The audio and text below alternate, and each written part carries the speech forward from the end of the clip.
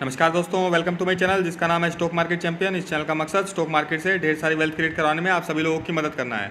यहाँ पर आपको एक से एक शानदार और मल्टीबैगर स्टॉक्स और उसके बारे में इंपॉर्टेंट इन्फॉर्मेशन और उसके फंडामेंटल स्टडी करवाई जाती है, ताकि आप लोग सही समय पर सही स्टॉक में इन्वेस्ट करके अपना लखपति करोड़पति बनने का सपना शेयर मार्केट के जरिए पूरा कर सकें। इसलिए अगर आप इस चैनल पर पहली बार आए हैं तो इस चैनल को सब्सक्राइब कर लीजिए, बेल आइकन को प्रेस कर लीजिए, ताकि आने वाले हर नए वीडियो की जानकारी आपको समय से मिल सके। कोई भी मल्टीबैगर शेयर और उसके बारे में इंपॉर्टेंट इन्फॉर्मेशन आपसे स्किप ना हो।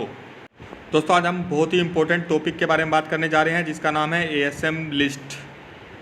देखिए दोस्तों, अगर आप शेयर मार्केट में इन्वेस्ट करते हैं तो आपके कुछ ना कुछ शेयर तो जरूर कभी ना कभी एएसएम लिस्ट में गए होंगे। तो आज हम आपके सारे डाउट क्लियर कर देंगे कि एएसएम लिस्ट क्या होती है और एएसएम लिस्ट किस लिए होती है, और कोई स्टॉक एएसएम लिस्ट में आ गया तो वो कितने टाइम तक एएसएम लिस्ट में रहेगा, एएसएम लिस्ट में किसी स्टॉक के रहने से आपको होने वाले फ़ायदे और नुकसान, और आपके स्टॉक अगर एएसएम लिस्ट में है तो उस समय आपकी क्या रणनीति रहनी चाहिए, आपको स्टॉक होल्ड करना चाहिए, सेल करना चाहिए या क्या करना चाहिए, इसके बारे में जानकारी आपको इस वीडियो में दी जाएगी। देखिए दोस्तों, एएसएम लिस्ट का मतलब है एडिशनल सर्विलेंस मेजर। जो हमारी सेबी है, security exchange board of India, उसने अपने सर्विलेंस यानी कि कंट्रोलिंग बना रखी है मार्केट के ऊपर। वो हर शेयर को ऊपर अपनी नज़रें बनाई रहती है कि कोई शेयर कैसे मूवमेंट दिखा रहा है दिन भर में, महीने में, हफ्ते में। उसी हिसाब से अगर वो उसका क्राइटेरिया फुलफिल नहीं करता तो वो उसको स्टॉक्स को एएसएम लिस्ट में ले लेती है। और इसके अलावा इसमें ये जो है जीएसएम जो है ग्रेडेड सर्विलेंस मेजर, एएसएम के अंदर 4 स्टेजेस होती हैं, stage 1, stage 2, stage 3 under GSM. तो उसके अंदर ये शेयर को किसको स्टेज 1 में रखना है, किसको 2 में रखना है, 3 में रखना है, 4 में रखना है, क्राइटेरिया है। उस क्राइटेरिया में फुलफिल होते ही उसको उसमें डाल देती है। इसके अलावा कि सेबी जो है प्राइस बैंड भी डिडक्शन करती है। जैसे कि आपने देखा होगा, कोई शेयर लगातार 20% सर्किट मार रहा है 2 दिन से, फिर उसके बाद उसका प्राइस बैंड 10% का हो जाता है। फिर 10% भी अगर रोज़ मार रहा है तो उसके बाद उसका प्राइस बैंड 5% का कर देती है। तो ये सब रेगुलेशन सेबी करती है। किसी भी शेयर को एएसएम लिस्ट में डालना इन्वेस्टर की भलाई के लिए ही किया जाता है सेबी के द्वारा, ताकि उसमें जो ऑपरेटर उसमें जो है बहुत ज़्यादा बाइंग और सेलिंग करके सर्किट पे लगा के अपना माल या तो बहुत ज़्यादा खरीद रहे हैं या बहुत ज़्यादा बेच रहे हैं, उसमें रिटेल इन्वेस्टर का नुकसान ना हो, उससे बचाने के लिए ही सेबी इसको एएसएम लिस्ट में डालती है, ताकि उसमें ट्रेडिंग कम हो जाए, वॉल्यूम कम हो जाए और स्टॉक का जो प्राइस वेरिएशन है वो बहुत कम हो जाए। देखिए दोस्तों, आप देखते हैं कि जो सेबी जो है वो किस बेसिस पे किसी स्टॉक को एएसएम लिस्ट में डालती है। देखिए, सबसे ऊपर है हाई लो वेरिएशन। अगर किसी शेयर का एक ही दिन का हाई और लो में बहुत ज़्यादा वेरिएशन है तो सेबी उसको एएसएम लिस्ट में डाल सकती है। दूसरा जो है क्लाइंट कंसंट्रेशन।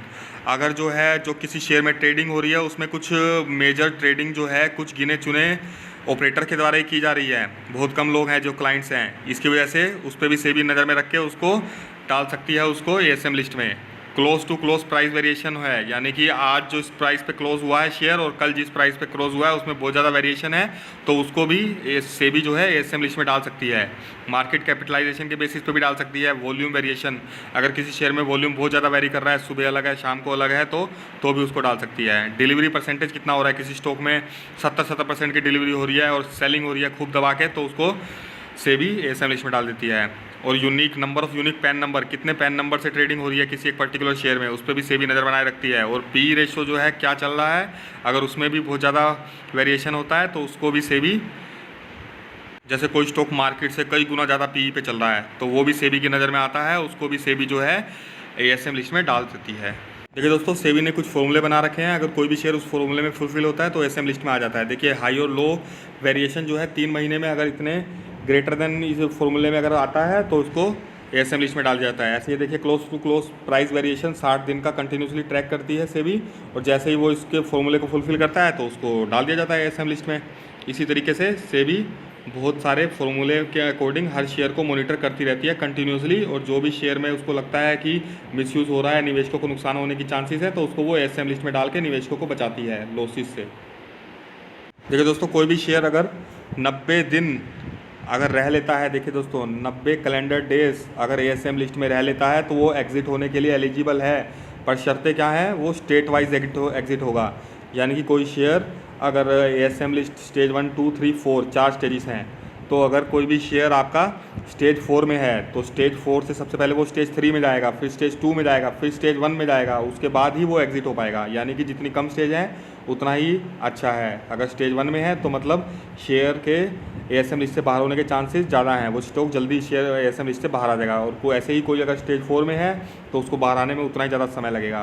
तो किसी स्टॉक को 3 महीने से ज़्यादा भी लग जाता है ASM लिस्ट में, अगर वो अपनी पिछली वाली स्टेज में आने के क्राइटेरिया को फुलफिल नहीं करता है। तो देखिए दोस्तों, जिस स्टेजेस की मैं बात कर रहा था, ये स्टेजेस आपके सामने है। स्टेज 1, स्टेज 2, स्टेज 3, स्टेज 4, ये है ASM लिस्ट की स्टेजेस।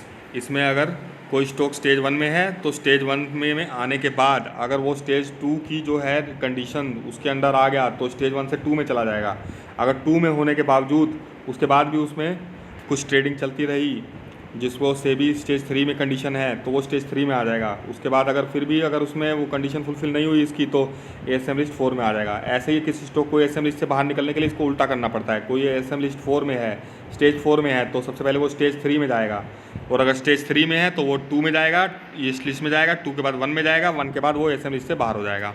ये इस तरह से सेबी का मार्केट में कंट्रोलिंग बनाए रखने का सिस्टम है, जिससे कि इन्वेस्टर जो हम जैसे रिटेल इन्वेस्टर हैं उनको ऑपरेटर जो है नुकसान ना पहुंचा सकें। जो वो गेम खेलते हैं कि बहुत धुआंधार उन्होंने शॉर्ट सेल कर दिया या फिर अपने शेयर एकदम से बेच दिए या एक बल्क बाइंग करके शेयर प्राइस बढ़ा दिया, कंटिन्यूसली बढ़ाते जा रहे हैं। पंप और डंप जैसे होता है ना कि एकदम पहले किसी शेयर को पंप किया, रिटेल इन्वेस्टर ने जब खरीदा तो उसको डंप करके बाहर निकल गए, तो उस कंडीशन में रिटेल इन्वेस्टर का नुकसान ना हो, इसीलिए सेबी ने ये ASM लिस्ट इंट्रोड्यूस किया है।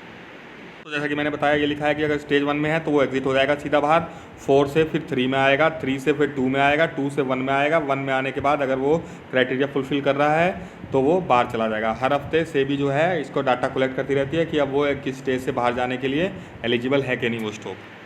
देखिए दोस्तों, ASM लिस्ट के बारे में मैंने आपको बता दिया है, और अगर आपका कोई स्टॉक ASM लिस्ट में है तो उसको पहचानने कैसे गए आप, जैसे कि आप जो भी डीमैट अकाउंट यूज़ करते हैं उसमें आपके स्टॉक के आगे B लिखा होगा। B का मतलब है कि वो ASM लिस्ट में आ चुका है।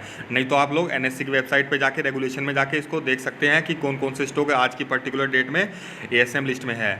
और अगर आप लॉन्ग टर्म इन्वेस्टर हैं तो ASM लिस्ट में अगर आपका शेयर है तो आपको बिल्कुल भी घबराने की ज़रूरत नहीं है। आप बिल्कुल होल्ड करके रखिए उसको, 5-6 महीना रखिए, ASM लिस्ट से बाहर आ जाएगा, फिर वो शेयर आपको दमदार प्रदर्शन करके दिखाएगा। पर आप लोग शॉर्ट टर्म इन्वेस्टर हैं और किसी ऐसे शेयर को खरीदने की सोच रहे हैं जो ASM लिस्ट में है तो आप उसमें बिल्कुल भी इन्वेस्ट नहीं कीजिए शेयर, क्योंकि ASM लिस्ट वाले स्टॉक में वॉल्यूम नहीं रहता है। उसमें ऑपरेटर लोग एग्जिट करके उसका प्राइस गिराने की कोशिश करते हैं। जनरली ASM लिस्ट वाले स्टॉक जो है बहुत कम ही परफॉर्म करता है, राइज तो कम ही होता है, उसका प्राइस डाउन जाने के बहुत ज़्यादा चांस हैं। इसीलिए अगर आप ASM लिस्ट वाले शेयर को थोड़ा अवॉइड कीजिए, और अगर आप लॉन्ग टर्म व्यू है तो आप बेझिझक होकर उसको अपॉर्चुनिटी समझिए। ऑपरेटर माल बेच रहे हैं, प्राइस गिर रहा है उसका ASM लिस्ट में होने की वजह से, तो अपॉर्चुनिटी समझिए, ग्रैब कीजिए और उसको अपने होल्डिंग में डाल दीजिए। 6 महीने बाद जब वो हो सकता है कि वो 1 महीने बाद ही निकल जाए बाहर, या कोई मैक्सिमम रहेगा तो 5-6 महीने में कभी तो बाहर निकलेगा। जैसे ही वो बाहर निकलेगा तो अगर लॉन्ग टर्म आपका व्यू है तो वो आपको रिटर्न देगा ही देगा बिल्कुल। ठीक है दोस्तों, ASM लिस्ट के बारे में आई थिंक ये जानकारी पूरी हो गई है। और इस चैनल पर आपको ये फंडामेंटल्स ASM इसके अलावा बहुत सारे फंडामेंटल स्टॉक भी बताए जाते हैं। इसीलिए अगर आप चैनल पर नए हैं तो इस चैनल को सब्सक्राइब कर लीजिए। अगर ये वीडियो अच्छा लगा हो तो लाइक कर दीजिए, और कुछ अगर डाउट है तो कमेंट कर दीजिए। ऐसे ही शानदार वीडियो लेके मैं आपके लिए आता रहूँगा। इस वीडियो को यहीं ख़त्म करते हैं दोस्तों, बाय बाय।